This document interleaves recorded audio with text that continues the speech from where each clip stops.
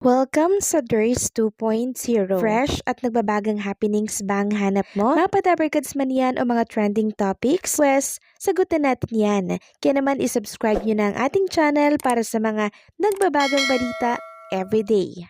So ayun, welcome back again sa ating YouTube channel mga kadabarkads. And for today's video, ang pag-uusapan po natin ay tungkol sa mga importanteng kaganapan sa loob at sa lawas po ng Itbulaga.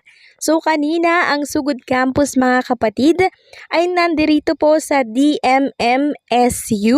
And opening pa lamang po ng Itbulaga ay pasabog na dahil halos lahat ng mga course ay nag-participate at nag-perform para po dito sa pagsalubong sa pagbubukas ng Itbulaga kanina. Ang lakas po ng energy mga kadabarkads at talaga naman pong ang lakas ng hiyawan at sigawan ng mga estudyanteng taga DMMSU. Dinagsana naman ng napakaraming estudyante ang Sugod Campus mga kapatid. And syempre nag-perform din at nagpakitang gilas ito mga Dabarkads host natin na sila Miles Ocampo, si Arboni Gabriel, si Raisa May Dizon, Main Mendoza at itong si Karen Aistrup.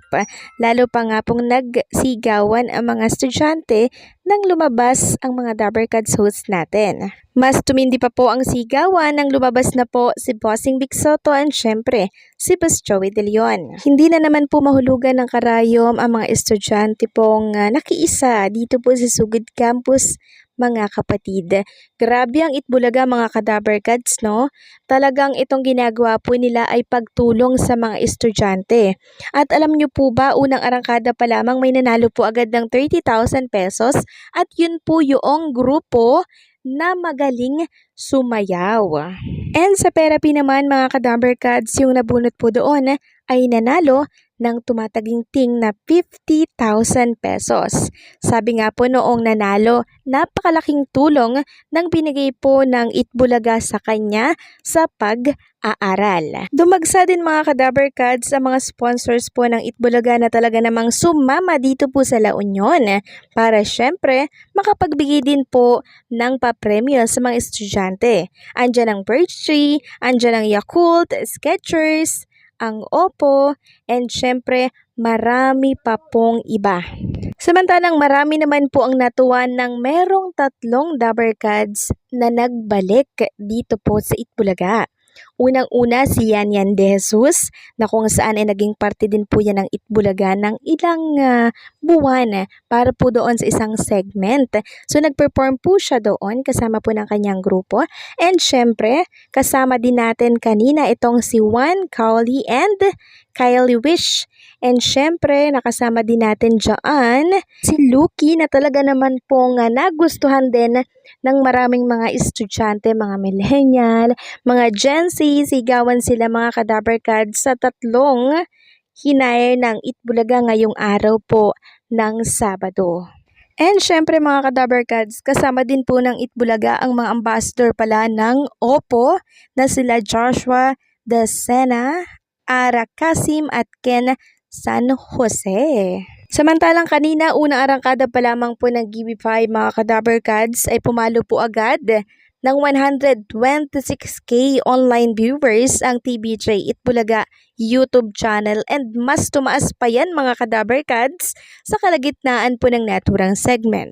So grabe lang mga kadabarkads kasi nakaka-goosebump yung nakita at napanood ko po kanina kung gaano kadaming mga estudyante yung nakipag-participate po sa programa po ng Itbulaga. So nakakatuwa lang kasi itong Itbulaga po hindi lang sila basta programa lang, no?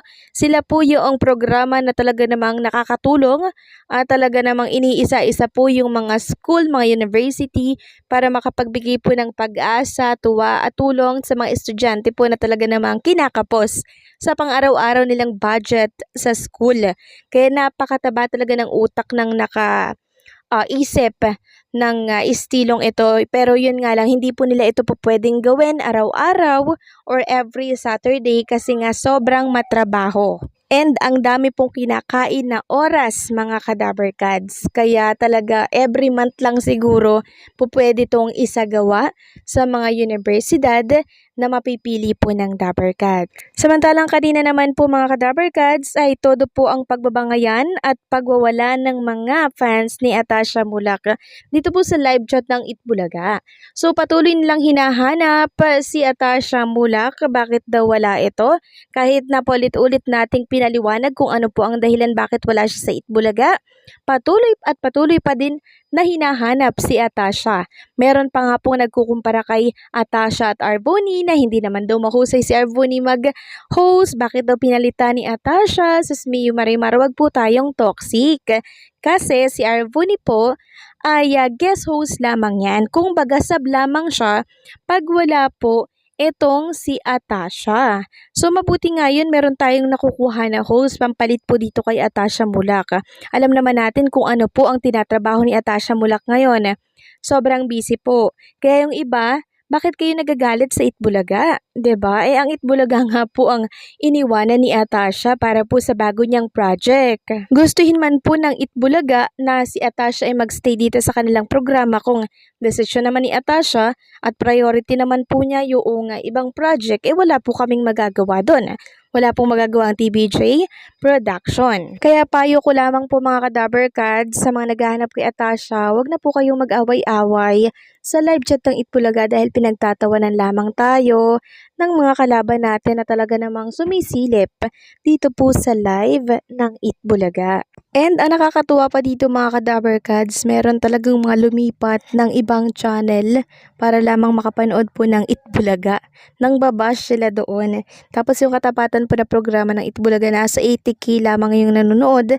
Samantalang itong Itbulaga po, binalikan ko nga nang patapos na po ang GB5, halos pumalo po ng 140k sa TBJ YouTube channel lang yan mga ka-Dabber Cats ha. Talagang every time po na may Sugod Campus mga kapatid, mga ka-Dabber Cats, talaga naman po nga kumakain po ng alikabok ang mga kalaban nila na programa. Paano ba naman kasi ang dami po mga estudyante, halos hindi po mahulugan ng karayom, talagang dinagsana naman ang Itbulaga Sugod Campus.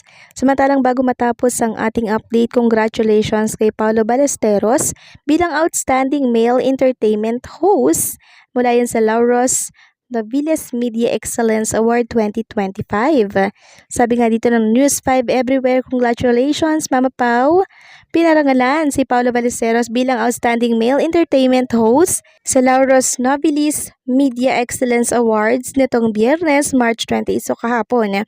Kasunod ito ng pagiging host niya sa reality competition na Drag Race Philippines.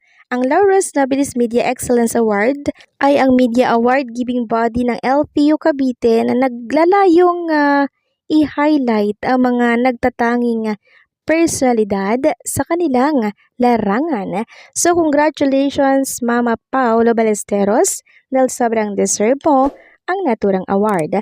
So paano mga ka-Dabber Cats, hanggang dito na lang po ang update natin. Maraming salamat sa patuloy na pagsuporta.